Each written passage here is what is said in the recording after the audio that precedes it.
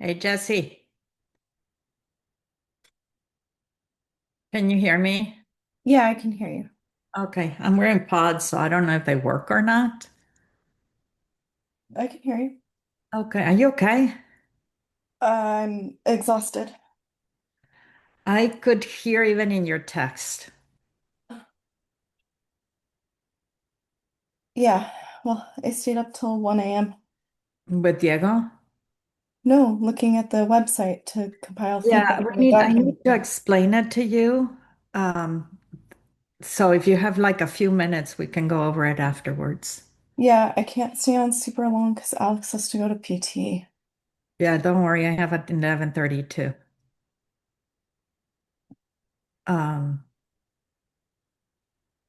yeah, so what I send you in black and white is Hmm. not going to be black and white. I just requested a gray area for the layout. No, there was a line in it that said keep like native or Yeah, no native colors. And so that's why I was asking, is this directed to like the website people, or is this like a directive? that was to me.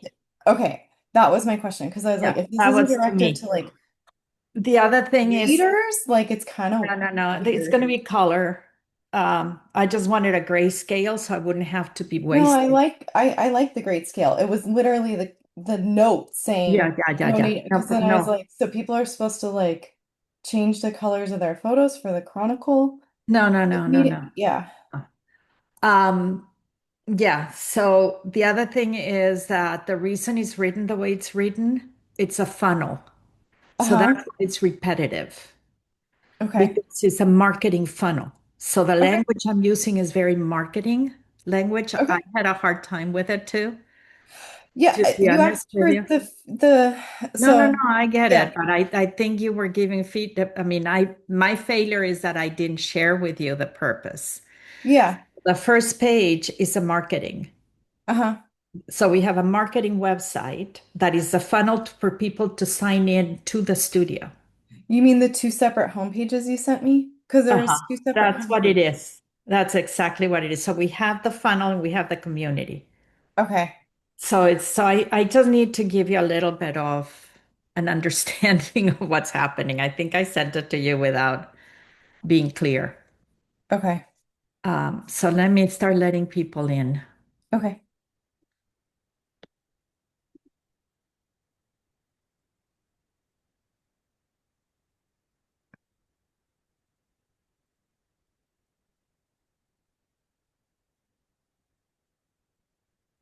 Good morning. Good morning, everybody. Hello. How are you? Let's do a quick check-in. Just good morning and your name. And what do you want to get out of our today's conversation?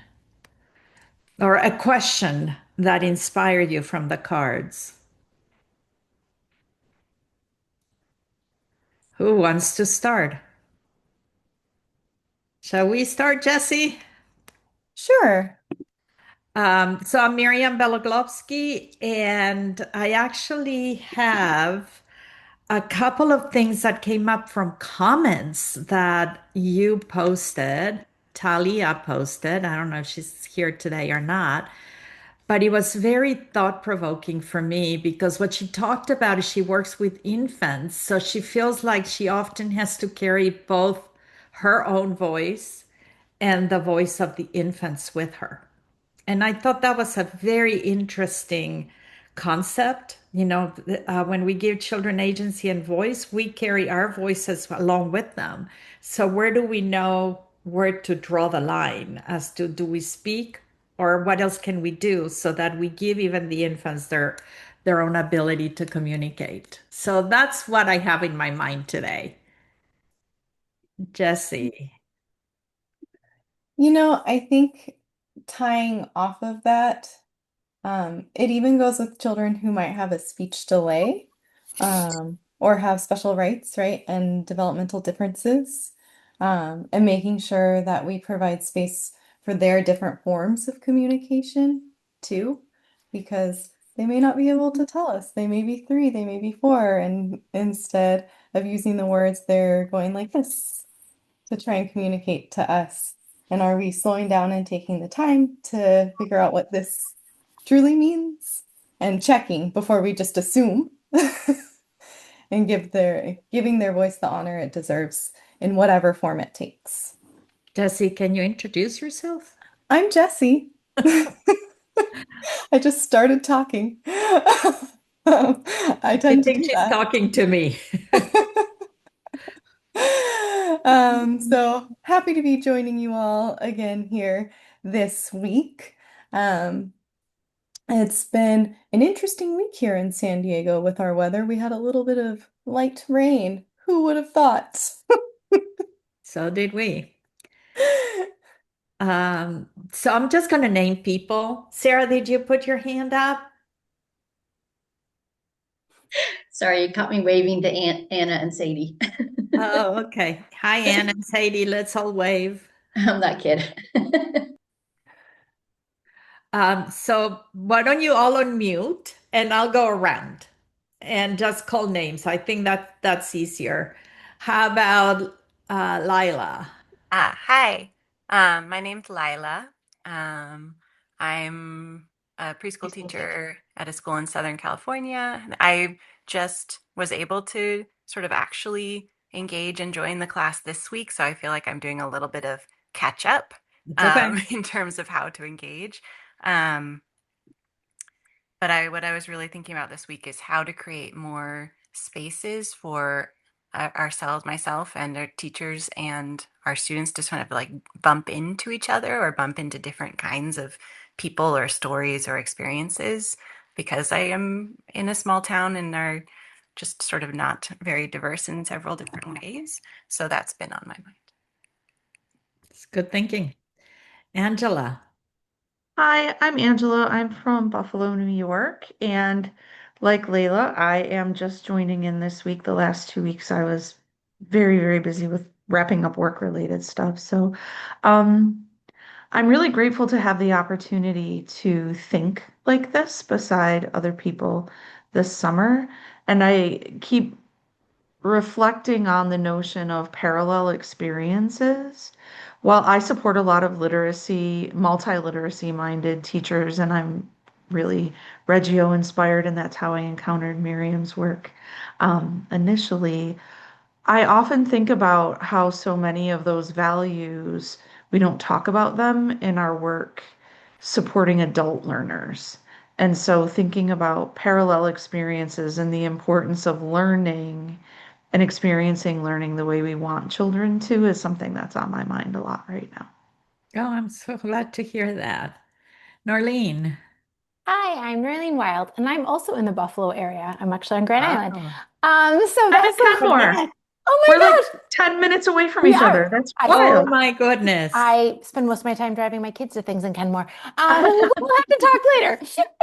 So I've been thinking just kind of how I teach at the college level, and I miss my littles, but also how can I apply this because I like how can we bring more of that time for reflection and the parallel journey and the being able to revisit and give even my college students like autonomy and agency so that they can feel that and then bring that into their own classrooms, I hope. Gosh, my mind is just like blowing. Sarah. Hey y'all, I'm Sarah and I teach at Children First in Durham, North Carolina. And as this will be our very last year as a preschool, after it'll be my 20th year and the school started in 1990. I have been thinking just about revisiting in terms of this last year, like what do I want to revisit? What do I not want to revisit? And then how do I want to even continue to shift my thinking alongside kids in that parallel way as I just consider, how to make the most of this last year, but also to go slowly and also to just to go in with the idea that while anything is possible, nothing is sort of nothing has to happen in a particular way. We can sort of shift and change with the children, just like we would in any other year. So. Okay. Thank you, Sarah Ann.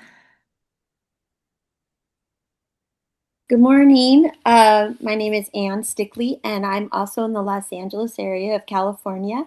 And like a couple of you have already said, I'm just getting started as well. Uh, my books are on the way, but I was able to read the first chapter because it's a sample online, and I listened to your last meeting on video. So I'm already so inspired by what was said last week. And I've been teaching for a little over 20 years. The first half was in LA Unified, mostly first through third. And my teacher training and that experience was very teacher top down, teacher student, and the focus was on classroom management and management systems, and and it was very scripted curriculum. And now I teach at a very small Catholic school, and I have just vast amounts of creative independence. So in the last few years, I've been doing everything I can to re-educate myself, and I'm thrilled. I found the studio, and I'm so excited to be a part of this because agency and voice is my burning question. Just blowing the top off the way things used to be done, and how can we really reach and connect and bring the joy of learning to students. So I'm so thrilled to be with you. Thank you. Glad you're here. Annie. Hi everyone. Good afternoon. It's afternoon where I am. It's 1 o'clock here. I am in Charleston, South Carolina. I work at a private independent school where I'm a pedagogista, and I was so this year I'm kind of moving out of a role where I was a lead teacher and a pedagogista, where I'll just be focused more on that pedagogista role, and really be able to be in everybody's classroom and do a lot of teacher training. So I guess for me, that's something that I'm thinking about. We have a lot of new faculty members, especially new associate teachers, who, are typically coming to us from more kind of traditional environments. For many of them, it's their first teaching job. For some of them, it's even their first job. And how do I kind of give them the tools that they need to really be able to listen to children, do that really deep kind of listening, not just listening to the things that children say, but really observing in a very intentional way. So I think, yeah, I think that's just what I'm thinking about right now. Thank you. Anna. There's so many Annies, Annas that I I wasn't sure know. which one I was, but thank you It for was, I should say Anna um, Golden. so funny. I am an atelierista. I worked for about 30 years at a school that was from preschool through eighth grade. So I worked a lot with teachers as an atelierista and also with the children. And now I work at a small preschool and I'm still working with the children, but we only go up through 5 years old. And also, a big part of my job is to help the teachers understand or move away. They're very much daycare providers, and helping open them up to some of this thinking that you've outlined here, Miriam. And so similar questions to what Annie just said, but just trying to understand the teachers and help them open up to a more wondering and a deeper thinking. Great. Rachel. Hey, do you mind? I came in a little late. I was at a doctor's appointment. Do you mind just telling me what the Who prompt was? are you and what is your pressing question about voice and agency? Okay, so my name's Rachel. I live in Ojai, California, and I'm going to be teaching next year. There's my new co-teacher over there. We're just getting started together with Layla. And I feel like I also have, I'm kind of just getting into the materials, and I love that a lot of what I'm reading already is just really challenging my thinking. I feel like I've already been leaning in that direction where certain things about traditional schooling just don't feel right to me. And so it's neat to think about just really looking at it in a very different way. And I think something that I've been thinking a lot about this summer is really time. I think summertime can be a great time when things slow down a little bit. And it's just so neat to see when we give ourselves and our kids, students, time to really engage or, get a little bored and then figure things out, just how that affects things. And so kind of giving kids more agency around like their own schedule and time to do things. So, So important. yeah. Thank you. Jesse? Not my Jesse. Hi, Jesse. Oh, are you still there? There you go. Can you hear me? Yes. Okay. Oh, you went on mute again. I think you're having a hard time between the video and so stay without the video. We're okay with that.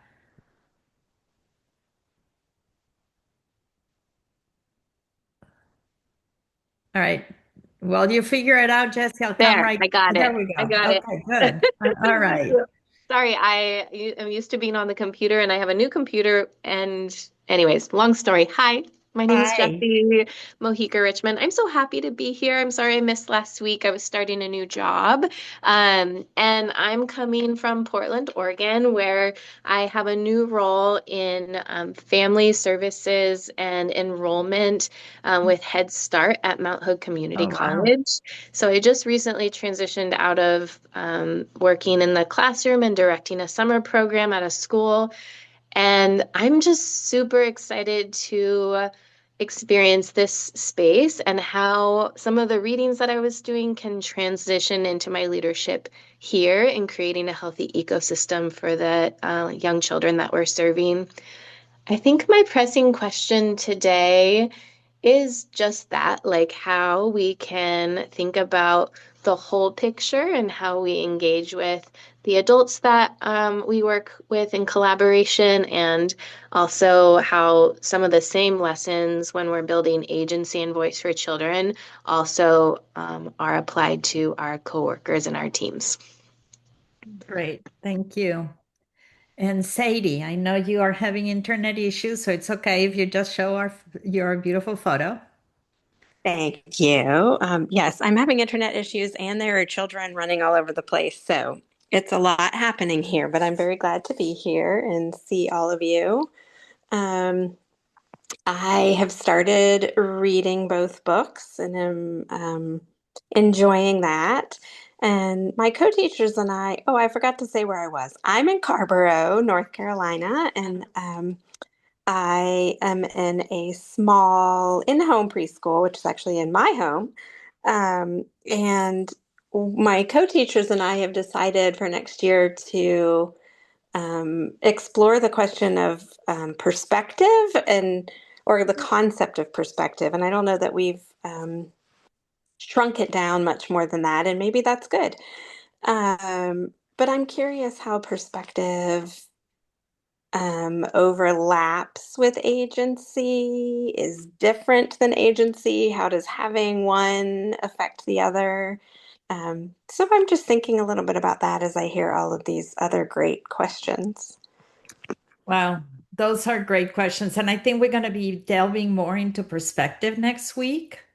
But let me just sort of put it together, and then I'm going to pass on the microphone to Jessie for her to sort of guide the conversation because she is in the classroom right now and she's also teaching college. So she is very much immersed in everything that you're talking about. So I hear layers.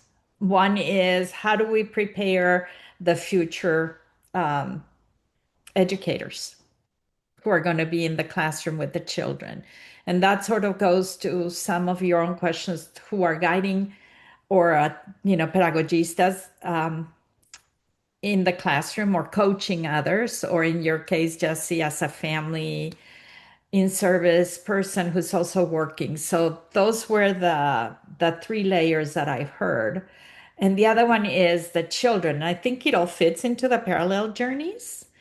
And it sort of makes sense for us to maybe take that perspective. In regards to perspective taking an agency, is when children feel that they have agency, they're more capable of entering into perspective taking and really understanding what is going on. So, Jesse, you want to take it from there? So I would say one of the roles that I have is actually serving as a pedagogical coach inside of the center at Grossmont. And prior to that, when I was directing, I was also the pedagogista, right? We all wear multiple hats. And then I did that also when I was the toddler teacher, so I understand the dual roles that you mentioned, Annie, and the challenges that can face. Something that I've always found really helpful is engaging in the parallel journeys, right? So oftentimes we have these in-service days or we have these staff meetings that kind of look like it could be an email.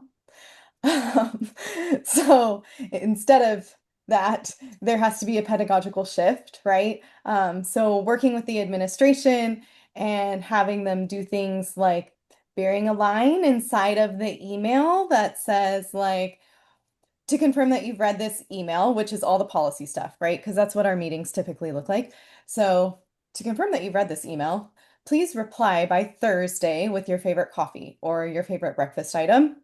And then the administrator has to step up and bring those items for the person. So then that way you have this time and space for your meetings to actually consist of engaging in play, right? That we're experiencing the materials too, that we're taking the time to look at, okay, maybe this week one group of children has really been engaged with the roly-polies. And I say that because my child is obsessed with roly-polies right now. I hate the creepy crawlies. I'm gonna be and the roly-polies are like the most passive of them. But then taking the time to go and research and find different resources for this or look at different local artists. I know here we have the art walk in Little Italy, and it's part of like our farmers market.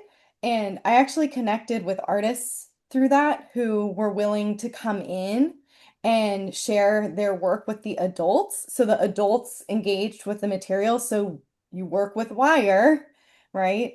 And then you feel confident and comfortable and start reflecting on how do we bring this to our children?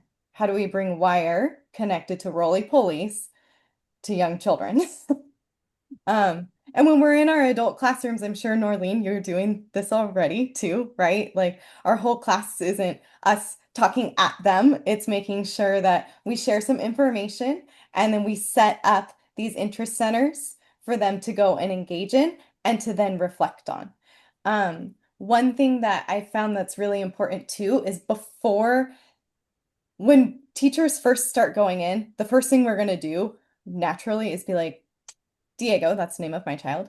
Diego would love this because he would do this with it, right? We naturally go there, but we have to ask them to put a pause on that and a pin in it and instead sit with the materials and find what do we like about them? What's calling us to them? What do we feel like the limits and boundaries are for ourselves? What makes us feel a little uncomfortable working with this material? Why? Right? So really getting familiar with it ourselves before we go into our teacher mode that we so naturally always want to do, because that will set us up to feel more confident and comfortable with the material and then have the reflection of how might we bring this into the classroom? What do we think the children might do with it? When you're working in spaces that are open and teachers are open, it's wonderful.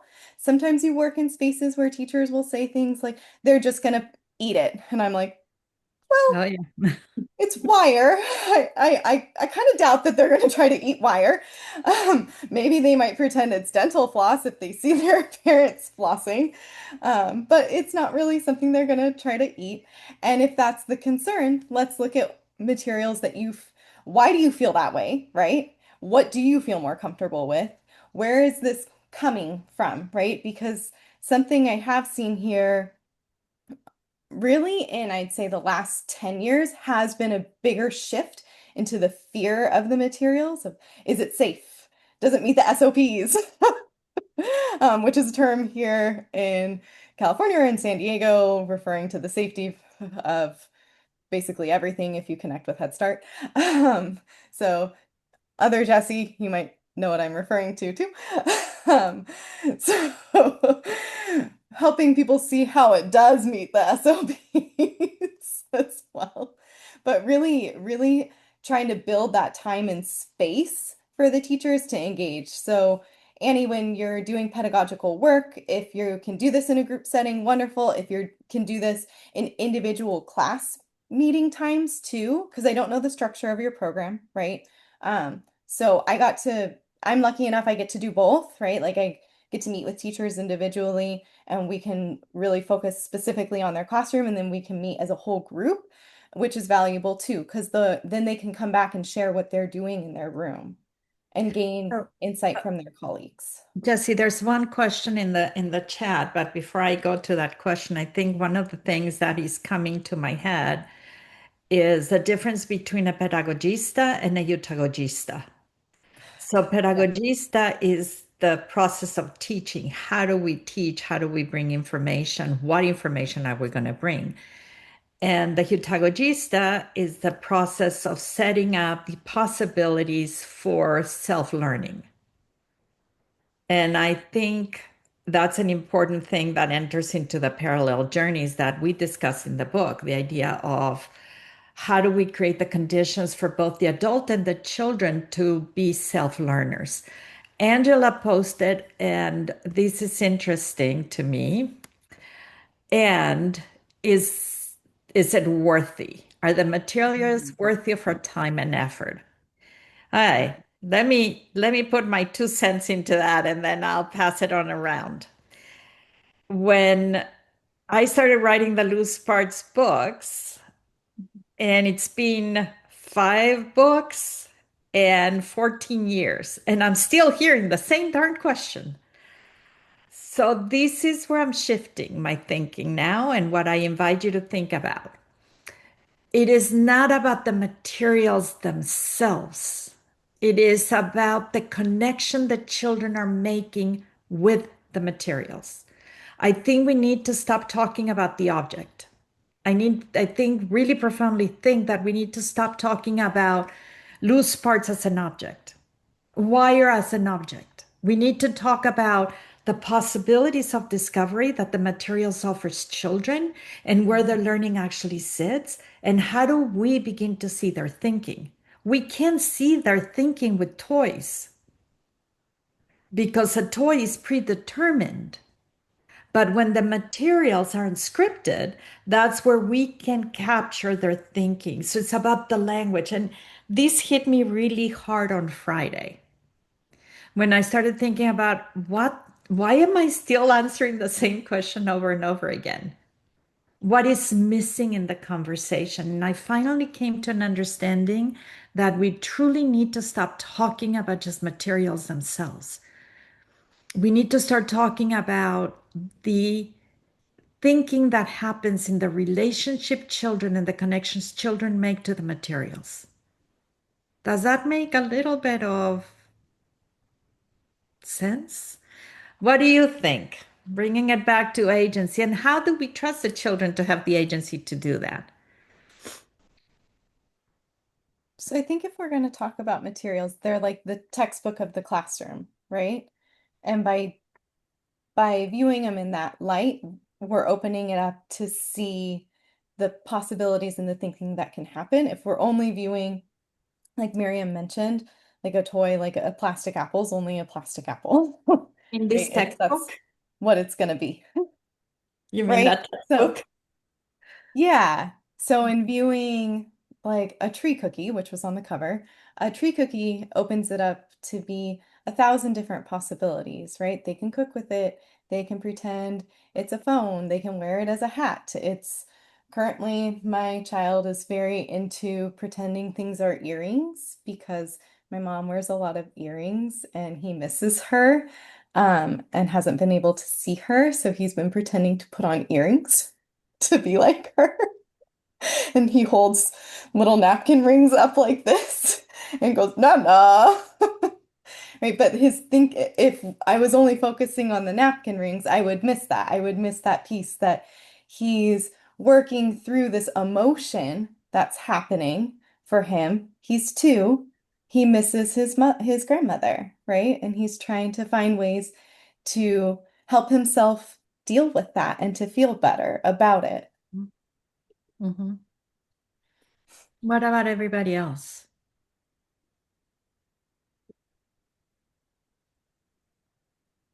What thoughts do you have? Anna, golden. And you can also put it in the chat and I can read it. Go ahead, Anna. I hear you.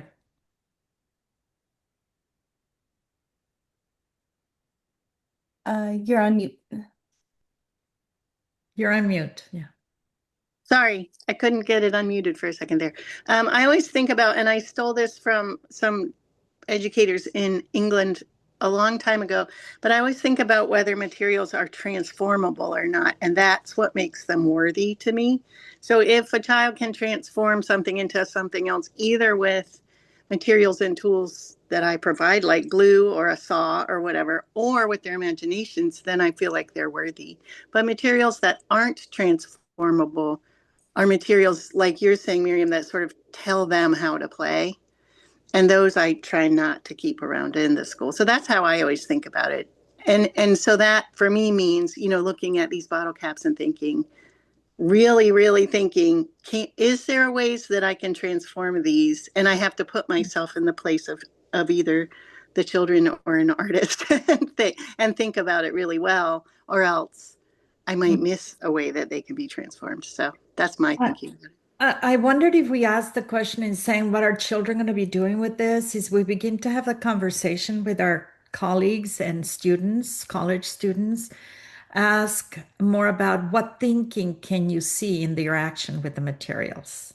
Yeah. If that would begin to shift the way they look at them, rather than talking about what will children do because we don't know, they're unscripted, we begin to talk about what thinking can emerge as Yeah. children interact. What I thinking can I observe as children are interacting with the materials? Like Jesse's talking about Diego. I just saw my granddaughter with stuffies, and dad was away. I actually wrote something in the Chronicles of Children's thinking about this. It's so interesting, Jesse, because it's very similar. You and I like. Mm. It was, she had three stuffed animals, and they're toys. And she gave one to mom, one to dad, and one to her when dad came back from being away for work for 3 weeks. And that was like family reconnected again. It's how sometimes we miss that because they're just stuffed animals. And I think that's the same fear that we're talking about with the materials and the SOPs that Jesse's referring to. I mean, we had big conversations about this, can probably begin to shift if we give the materials a different perspective or give the educators a different perspective about the materials. And I think for me, in the loose parts books, that's one area that is missing the idea of really the conversation, not about the object itself. And I think that's where I am failing. So I'm shifting my thinking. I think revisiting journey sort of took it into a different loop. And how do we expect agency if we don't trust the children to use the materials in ways that are meaningful to them, in ways that supports their thinking? So thoughts, let's hear from you.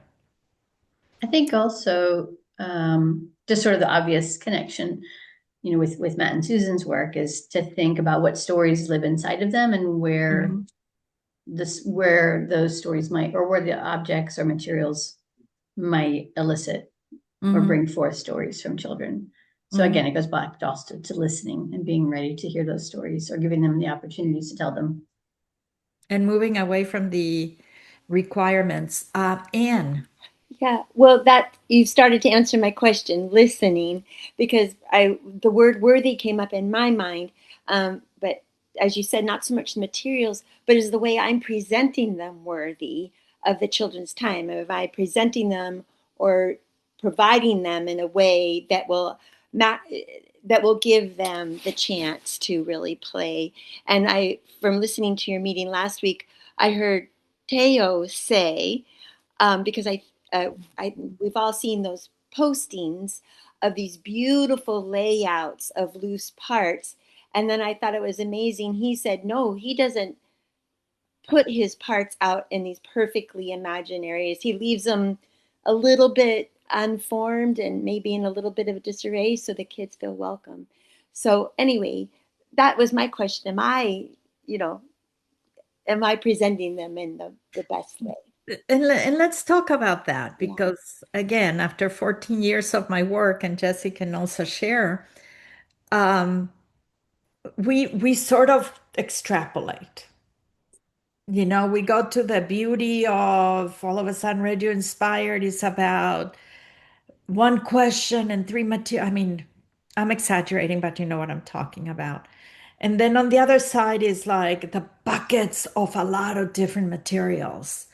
Is there a way to invite the children into play by arranging the materials without them being messy, but without them being perfect? Is there a happy medium? I think we cannot go one way or the other. I think we need to really find. And the other thing is contextually.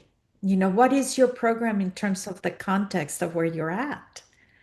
What is your space like? I've been doing a lot of thinking about spaces lately, contextually, culturally.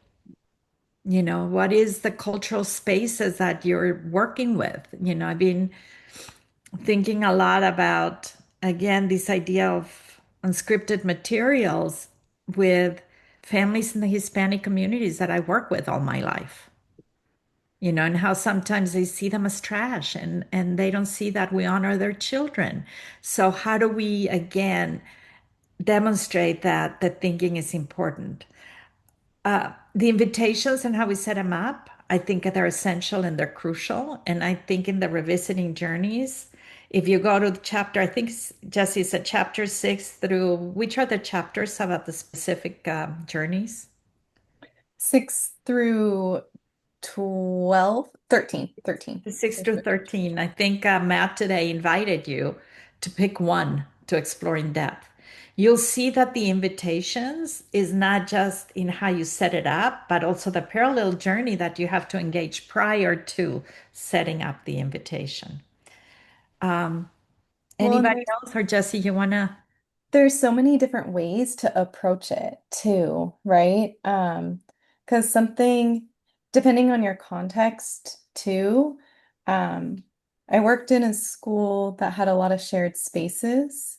And so something to kind of help bridge community too, especially when we were working through COVID, right? When we had to be these pods, um, was I, I don't know what that Plastic is. bags. Oh, yeah. I mean, it was challenging, right? So something that was happening was the children actually from other classes would set invitations for one another. So like the older class, this was mixed age, so there was like some 3 to 5s, set and left invitations for play in different spaces for the children who were 2 to 4. And then they actually came and outside of the pods, right? Like we're past COVID. But they would come and they would share like, hey, we left this for you.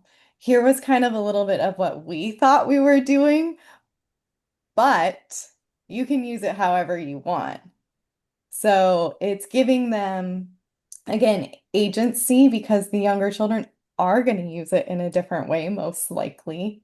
And it's still at the same time giving everybody a voice to it. And it helped really build community. It takes them out of, oh yeah, this space isn't just mine. Other people have been here. Um, and I heard it was a great um, I think it was a podcast by Mike Brown and Nick Taronis through Napcast. And Nick Taronis had talked about how he puts, we all probably put the photos on the blocks, right? But he actually leaves them so that the different sides have children from different years that were in the classroom that So are the still children maybe. grow with the blocks, or the Yeah, blocks and grow with so the that children. like they can revisit the concept of ancestors and community, which opens up a whole other possibility too. So it's just another way too of looking at the materials of how materials can build community through our intentional actions, right? But I just wanted to offer like a another way to look at it, right? Like sometimes we all set everything, but the children could also take some ownership and that gives them agency too. Let me also piggyback on that, Jesse, because I think part of the parallel journeys is we adults play with the materials. And I'm just Mhm. thinking what a powerful opportunity to actually leave what we play with for the children Mhm. to continue. So Yeah. that they see that we adults have also been playing, and that is chronicled. That becomes part of your chronicles. Just hit me like that. Yeah, we did that actually when we would have the families come in, because inside of our settings, we like to have the families come, maybe the children aren't with them, to really understand what it is that the children experience. So it's seeing the classroom through the eyes of the children. So we have the spaces open and available, and they engage in it. And then we actually would leave what the parents had set up, or the grandparents, or the guardian, right? To create that connection. And we'd ask them to please leave a note that we'll share with the children too, about their experience during that time too. And it creates connection, which you're working in schools that are open and the families are probably very open. Sometimes you work in settings that are, you might get families who come in, for example, like I once had a dad who came through and his child was 2 and he said, "What are you doing to teach my child to read?" We're like, "Oh, let me invite you into, instead of telling you like 2-year-olds, you have to build pre-literacy, all that stuff. Let me invite you into the space to show you." So this was one strategy we liked to use to try and help shift that mindset too, since our work is misunderstood on a wider scale often. Right. Annie, you've been waiting very patiently. Sorry about that. No, don't be sorry. I love listening to hearing what everybody has to say. I was just thinking about what Anne was saying about materials and about how we set up materials and offer materials to children. And I also, what Teo said last week, that definitely stayed with me. I thought about that a lot throughout the week. And for me, as a Reggio inspired educator, I always think about, the classrooms in Reggio Emilia, the ateliers of Reggio Emilia, and how things are museum quality, right? And for me, that goes back to the image of the child as competent and capable. And the way I set up the materials really says a lot about how I view children, right? But I completely like what Teo said, that made so much sense to me. So I kind of felt conflicted a little bit. And I was also thinking, so then I was thinking about like the accessibility of different materials and making, families feel comfortable in spaces. Like I've also had, times where parents have come into the classroom with their children, and I've had the material set up in a beautiful way, but then the children start playing with them, and then a parent will say, "Oh my gosh, I'm so sorry they messed up your materials." And it's like, well, no, like they're there for them to play with. It's not, like I'm not upset about it. I want them to interact with the materials in whatever ways, feel natural for them. Um, but yeah, I guess just this idea of like making materials accessible to people who are coming with different maybe like different skill levels, different values, different levels of comfort around the materials. Like it made me think of like how if I was working with a one-year-old child, I wouldn't like give them a Sharpie right off the bat, right? I might offer them a Sharpie, right? Or even like a fine, like a thinner drawing material, right? I would probably give them like something chunkier to use at first. I don't know, just It's a lot of ideas percolating. and that's important. I want you to leave here with a lot of ideas and a lot of questions. I don't want you to leave with strategies or solutions. I think one of the what keeps coming back as I'm hearing you, Annie, is that yes, and Mhm. Yeah, it's not either or. right. Yes, we need to have museum quality materials. Children deserve that level of trust. Yes, they need to have Sharpies. Yes, they need to have more than tempera. They need to have more than broken crayons. Big pet peeve of mine. I hate broken crayons. Some people may love them. I just don't.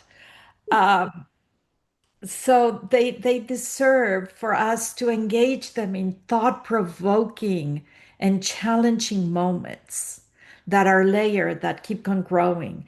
At the same time, we also need to not expect perfection. So I think both of those situations exist within the same context. When we curate materials, and I think this is another thing I've learned, it's not about the junk, and I hear a lot of people junk this and junk that.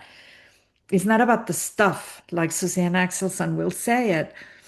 It is about being thoughtful about the curating of what we put out into the environments and having that museum eye, the quality of what we're selling instead of simple example, and this is minimizing everything, instead of putting paper towel rolls out, taking the time to find tubes that are more solid.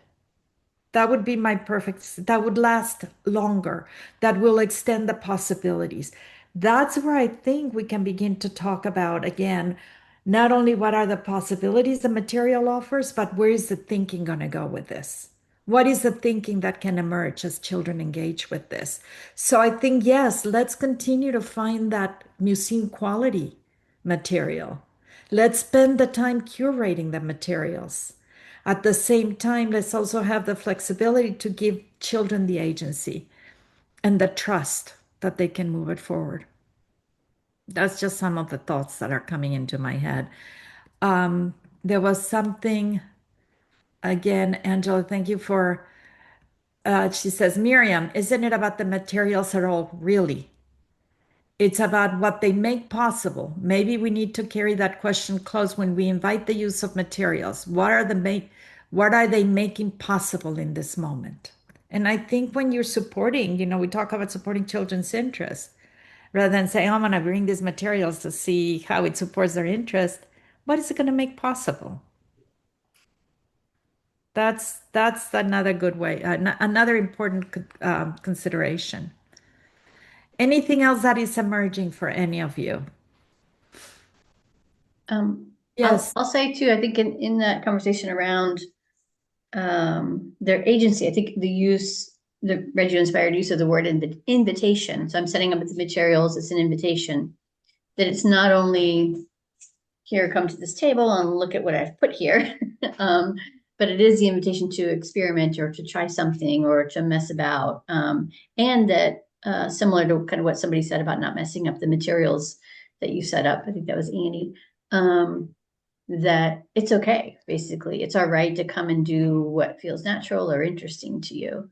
So yeah, the word invitation came up to me in that sense. And the Hawkins talk about messing about, such an important concept. We're messing about. And I think we don't talk about that a lot. It's almost like theory doesn't exist anymore. We just saturated the market with a lot of activities, for the lack of another word. Thank you, Sarah. Jesse, do you want to take it for now? So, I think with this, it's interesting. We really shifted into a conversation about materials today, which is following our own agency, right? Our Uh, own voice. yeah, and where our curiosity and our passion is falling into. Um, I'm someone who loves materials, so this conversation I could have all day with you all. I think that like I said earlier, materials can serve as the textbook, and it ties together with what Miriam's saying because a textbook creates concepts. Um, and we're trying to look at the concepts that are offered. And another thought I'd want to leave you with is when you're engaging with these materials, think about what materials are friends with each other. Why? Why are they friends? Who's not friends with one another, right? Like, for example, if we have tissue paper, is it friends with water, right? Because I there's want so to know. many different types of paper. Some are friends with water, some aren't. So kind of looking at it in a different lens too, a more lens of curiosity and testing, right? So maybe we have all these different types of paper that the teachers get to explore and discover who's friends with who. Mhm. Um, Comment that was left, and yes, Sarah. And the materials are the tools through which the children can express themselves and bring the voices to us and each other. And that's sort of how we started the conversation. Do we hold the voice of both? So when we explore the materials ourselves, we enter into that parallel journey that solidifies our own voice. And I think that's the work that kept coming back, from Annie, and how do I help my colleagues begin to understand the value of what we're doing? You are building their agency through the support that you're offering, but at the same time honoring their voices. And I think materials is such a powerful way to do that when you really work with these materials, but the focus is not on what are children going to do with it, but more on what are the possibilities of thinking can emerge or what concepts can emerge from this. It is a more powerful perspective that we can take. And making sure we revisit, like when we do work in that sort of that setting and space with the adults, not just doing this, okay, we worked with Wire this month and that was it, right? Like coming back to it and making sure that it becomes one of the threads that we continue to talk about. Mhm. Yeah, revisit, come back, look at it from a different angle, a different perspective, Hear how reimagine. it's grown, how it's evolved. Yes. So we have 10 minutes left, and I'm going to open it up for questions. But before I do that, just a reminder, we'll meet again next week, and to go in and please read the materials ahead of time so that even though if we go into a rabbit hole, I'm always good with rabbit holes. I love rabbit holes. I think I was Alice in Wonderland in my other life. Um, but any open questions that you have for us?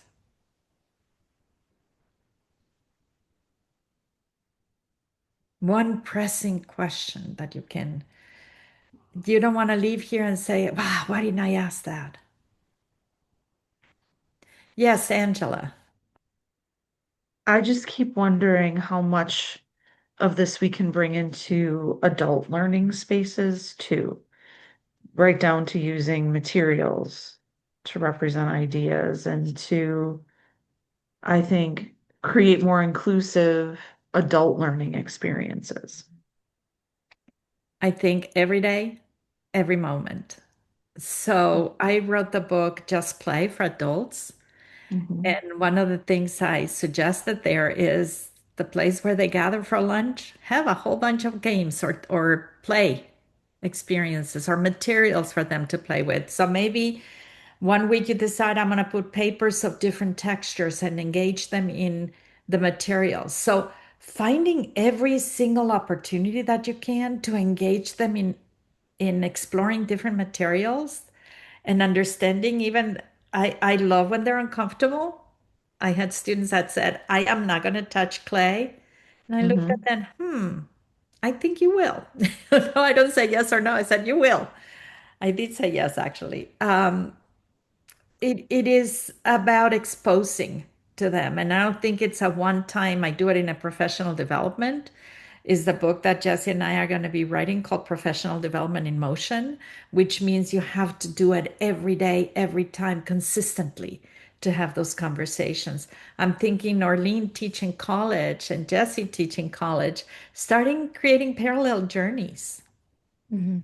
It would be such a power. If I was teaching college, that's how I would rearrange my whole syllabus. A parallel journey into materials, a parallel journey into whatever. The same thing with those of you who are working. Jesse, do you have any other thought about this? Well, in allowing those opportunities, also ensuring that there's a way for them to capture their own thoughts, right? I'm a pen and paper kind of gal. I still like my notebook. And I like to write. Yep, exactly. I like to write and it helps me reflect. I can share that, my husband thinks I'm a weirdo for it and he'd rather talk into his phone. So ensuring that there's a way for them to continue to have those opportunities to revisit whether or not we're together too, right? Because part of our growth has to be this personal journey that we go on too. So if we are setting out loose parts in the space where the teachers have lunch, having a little sign or a question to get them to think and to wonder and reminding them to document that and providing an opportunity if they're willing to share it too. So when we're working with college students, right, Norlene, like we offer these opportunities every class and also having them keep a reflection journal that they keep with them. And instead of taking it from the end of the semester, right? Like we grade it because we want to make sure they're doing stuff, but giving it back to them so Mhm. that they can keep it and have I, that I as part of their growth. I was uh, gonna that made go me ahead. think. So something I started this past semester, which is a real work in progress, is I do a lot of activities with my college Mhm. students. Yeah. Like you were saying, Jesse, like I barely I talk, but and so instead of those just being scattered papers, because they really like a lot of paper and pen, what I started this past semester is everyone had what I call the documentation folder, and it's a work in progress, like the idea, but like it was a place to collect. And now I'm trying to think of more revisiting. We did a little revisiting, but this has made me think about how we could do more of that revisiting to go back and to like Yeah. look at what they done and think about it and that sort of thing. So something I'm going to carry into the next Well, semester. Yeah. I just Those use composition notebooks are great for it too. Well, I found like the old exam books because I wanted Yeah. somewhere for them to write notes. Those old scary exam books I found in some cupboard somewhere. And I was like, okay, guys, this is the perfect thing to keep in each of your folders to just jot down notes on. So Mhm. repurposing. I use I'm a just tool thinking, called, go ahead, oops, sorry. Angela. Norlene, I use a tool called Unruler to document learning with my students, Oh, and then okay. they can create moments and journeys. The cool thing about that is it's multimodal. So students who are not comfortable producing print, they Mhm. can speak or use video or images. It's really quite Share it beautiful. in the chat, Angela, if you don't mind. Yeah, and I've documented learning with my own students for a long time. I'm happy to share more if anyone is interested in that. Um, and to kind of walk you through what I did with that in my course. I'm happy to do that anytime. I just one of the things that I'm really sensitive to is how we tend to privilege print for expressive purposes. And Mhm. so the more multimodal the invitations can be. I also love Jess Vance's work with learning walls too. Um, for documentation, especially in higher ed and with adults. Those have been really beautiful things. I was just gonna say, sometimes even taking a photo, I'm thinking about the students that don't like clay, taking a photo of the clay and then inviting them to journal, a visual journal. I love visual journals. I always did visual journals that they could express in different ways the fear and where it came from, but also the possibilities that they're missing when they're not engaging with the clay. Oh, that's beautiful. Things like look at the ceramic vase that can be created when you really feel comfortable. Yeah, each mode really has affordances that Mhm. others don't. And so when we limit ourselves to print, we limit our expressive possibilities too. Right. Well, when they So, record like an audio recording, you can also have them share that where you put it into a QR code and you put that up where others can view it that way too, right? Oh, Like that's beautiful. on the, Yeah. because like we do a lot of group work, so like they might, I asked them to capture the sound of rain because it had actually rained here. And this was in the math and science for early childhood, but I wanted them to see where you find the math and the science inside of art and nature. And so they have these reflections that they're having with each other, and then you can record the conversation that they're having, and you put their piece up, and then you have the QR code, so it's almost like a museum as well, and then people can scan it and hear this conversation and this reflection that they had. you know, Just the the just the other another. and I love your next week. Maybe you'll share a little bit about the photo studio. I think another thing to consider is to chronicle rather than documenting. I was listening to the two of you talk about that in one of the earlier videos, it's 13 minutes long. I love that. I love Mhm. that. So, for those of you who teach adults, think about chronicling their learning and making their learning visible Mhm. rather than just documenting, which has Yeah. a different connotation. It does. The word chronicle is really very powerful there. Right. And the way I see it is chronicles is telling the story and giving leadership to the person that is telling the story. So the children are telling their own story of what they're learning. The adults are telling their own story of what they're learning and they're sharing it together rather than somebody just documenting what is happening. Right. Mhm. Documentation always has such an evaluative sort of Mhm. vibe, even though we never mean it that way. Yeah. We've used that word so differently in Western culture, and it's not great. I Yeah, love this that. is based Thank you. on the storytelling um, traditions of many different people and indigenous. So we've come to the end. I gotta honor everybody's time.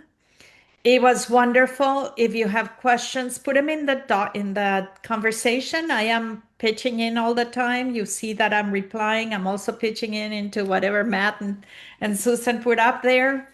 So join that conversation because it is a wonderful way to continue to learn together and spread the word. Let other people know you can still register for camp. We still have registration open. So we're trying to bring in more people into these conversations. So every one of you, a task, go out and share, join to one person. That's my ask. Thank you. Thank you. Have a wonderful day. Just stay with me. I'm going to stop recording. Thank Thank you. you.